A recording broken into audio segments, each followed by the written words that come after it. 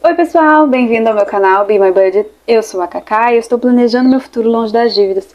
E hoje eu quero ter uma conversinha com o pessoal que está iniciando o método de envelopes. Vamos lá?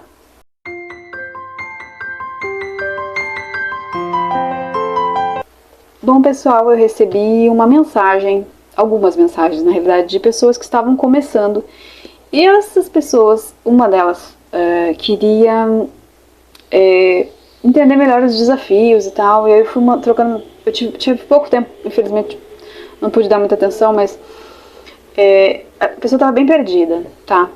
Então eu quero trocar uma ideia e já deixo aqui gravado para vocês um vídeo sobre como começar, se você está chegando agora e está caindo de paraquedas. Primeira coisa não é começar com desafio, não. A primeira coisa é você começa com papel e caneta mesmo. Lá vou eu pegar o meu bloquinho. Gente, seguinte, você vai sentar, tá? Senta aí, pega papel e caneta e anota. Vamos lá. Eu vou usar palavras, eu poderia usar rendimentos, eu poderia dizer ativos, mas eu quero dizer assim, entrada, tá? Imagina que a tua família, a tua casa é uma empresa e que você vai fazer o balanço financeiro. Tá muito difícil de visualizar isso? Mas é que assim, ó, você tem que saber se tá no negativo ou no positivo. Talvez ainda esteja muito difícil. Pera. Tu sabe o que entra de dinheiro tem que ser maior que o que sai de dinheiro, né? Então é isso mais ou menos que a gente quer ver. Quanto é que tá entrando? O que é entrada? Salário, renda extra, pode ser algum aluguel que tu receba, pode ser dinheiro do marido,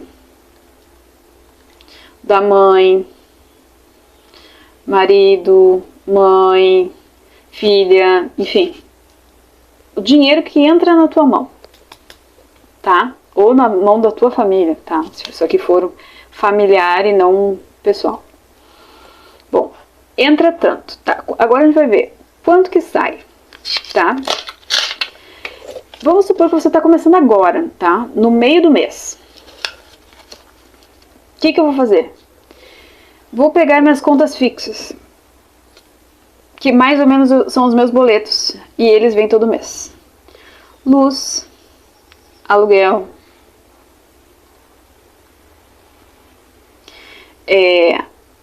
luz, aluguel, água, pode ser uma prestação de casa também, tá?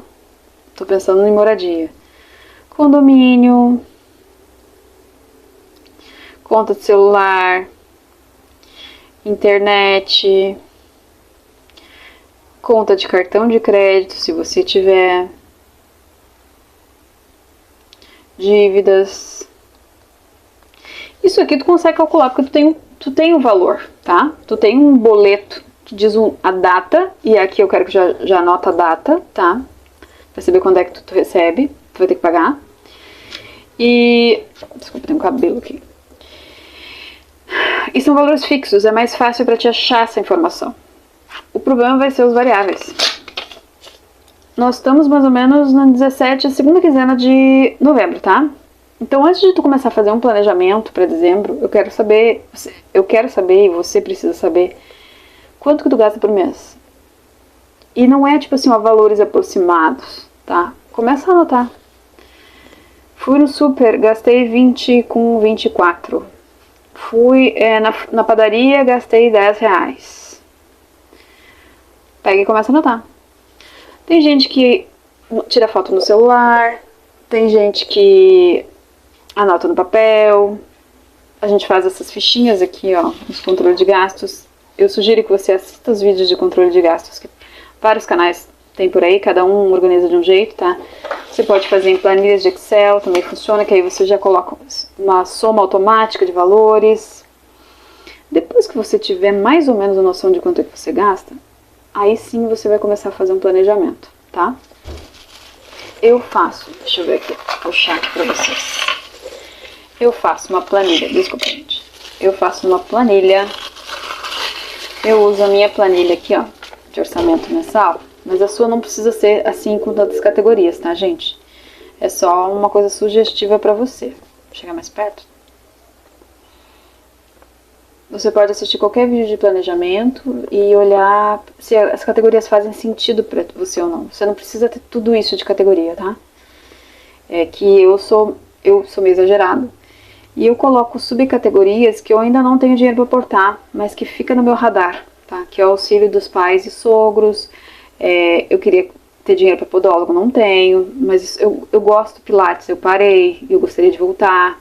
Então, assim, coisas que eu gostaria de fazer e eu não tenho, eu deixo aqui para mapear, tá? Então, é importante você ter essa noção e comece a fazer um planejamento para o próximo mês, tá? Com base nesses valores aqui. Por exemplo, eu tô tendo um problema em farmácia. Eu calculei 50, estourei. Calculei 70, estourei. Calculei 100, estourei. Coloquei 120 esse mês, eu estourei. Eu tô numa média de R$220 por mês em farmácia. Não adianta colocar. Então, não adianta eu colocar 100, 120 se eu tô gastando 220. Então, o orçamento tem que ser realista. Eu vou ter que subir farmácia, assim como outras categorias que você pode ter aí. Não adianta colocar que você gostaria de gastar tanto. Você tem que dizer quanto você realmente está gastando. Porque senão vai faltar dinheiro. E se faltar dinheiro, você começa a se endividar. Tá? Depois que você fizer esse planejamento e começar a se organizar, a gente começa a pensar nos baby steps. Que seria minha sugestão para você? Fundo de emergência de R$1.000. O vídeo de fundo de emergência tá com quase 2.000 inscritos. Eu vou colocar aqui no card para você. Ele, tipo assim, estourou minha bolha de uma forma... Sugiro que você assista, tá? Depois, te sugiro o projeto Zero Dívidas. Você pode chamar como você quiser o projeto, tá? Mas a ideia é que você elimine dívidas de cartão de crédito, dívidas de alguns tipos de financiamento, dívida com pessoa física, se você tiver. Enfim, você aí sabe que tipos de dívida você tem. O primeiro vídeo do canal eu fiz uma confissão de dívidas, tá? Então ali eu listei vários tipos de dívidas que eu tinha, né? Sugiro também que você assista se você quiser. Mas você pode ter dívida com pessoa física, dívida de cartão de crédito, dívida de empréstimo, dívida de financiamento. Cada uma delas tem uma taxa de juros diferente, né? E existem 2 métodos. Eu tô resumindo tudo que eu tenho aqui no canal, tá, gente? Num vídeo só. Existem 2 métodos principais para pagamento de dívidas, que é o Bola de Neve e o Avalanche. Também tem vídeo aqui no canal. A playlist comece por aqui. Você tem todos esses vídeos que eu tô te mencionando agora. Porque, dependendo da estratégia de pagamento de dívidas que você vai escolher, tem uma metodologia diferente. Então, algumas pagam do menor para o maior, algumas pagam da maior taxa de juros para menor taxa de juros. Eu só queria aproveitar essa oportunidade de fazer uma ressalva. Quando eu fiz o vídeo de fundo de emergência, eu nunca disse que era para deixar de pagar dívidas para criar o fundo de emergência, tá? Na realidade, o que eu quis dizer é que a prioridade não deve ser quitar dívidas, fazer um projeto de quitação de dívidas antes de ter uma reserva de emergência mínima de R$1.000. Se eu tenho um cartão de crédito ou se eu tenho um empréstimo, eu vou continuar pagando os valores mensais. Só que eu não vou fazer esforço para quitar mais rápido, entendeu? Transformando isso num projeto. Tá? Que o projeto é quando a gente faz um esforço para quitar, para amortizar, se for um apartamento, enfim. Você vai fazer renda extra, você vai fazer um esforço para eliminar essa dívida mais rápido. Estou dizendo que o fundo de emergência mínimo de R$1.000 é mais importante do que você fazer um esforço para quitar dívidas, desde que essas dívidas elas não estejam ameaçando a tua segurança. Por exemplo, dívida de condomínio, você tem que pagar ou você perde o imóvel, tá? Não quero nem falar em agiota, né, gente? Então, cada um sabe das suas dívidas, né? Mas, enfim, a ideia é que se você só não fizesse... Eu tô trabalhando com normalidade, tá? Então, cada um sabe o tipo de dívida que tem, né? Tenham responsabilidade e tenham um senso crítico em tudo que vocês escutam, tá? Por aí. Enfim, você começa por aqui, tá? Começa estudando os teus gastos, planejando o teu mês, fazendo atualização de gastos, tá? Depois criando os teus objetivos e metas, que pode ser o fundo de emergência, que pode ser uma quitação de dívidas. E aí depois, conforme as coisas forem evoluindo, vocês podem fazer, se vocês quiserem, esses desafios que a gente faz, de pintar, de guardar dinheiro. Esse é a cereja do bolo, tá? Ele não é a coisa mais importante para você que está começando no Projeto Zero Dívidas. Tu não precisa de um binder, tu pode usar um envelope comum. Tu não precisa ter um envelope, se você quiser, você pode se organizar online, com banco digital, com caixinha do Nubank. Cada um se organiza do jeito que melhor lhe convém.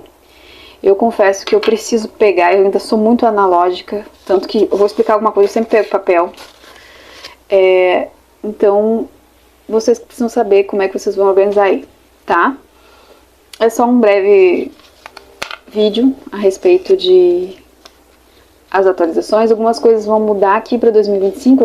Algumas coisas vão mudar aqui para 2025.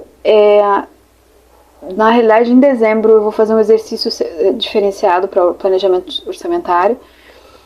A minha mesada também vai mudar. Eu estou mudando algumas coisas aqui na minha cabeça. Só falta executar, né? Mas eu vou continuar esse mês para não ter rupturas. Esse mês de novembro vai terminar da forma como eu fiz, tá? Então é isso, gente. Um beijo grande e até a próxima. Bye, bye!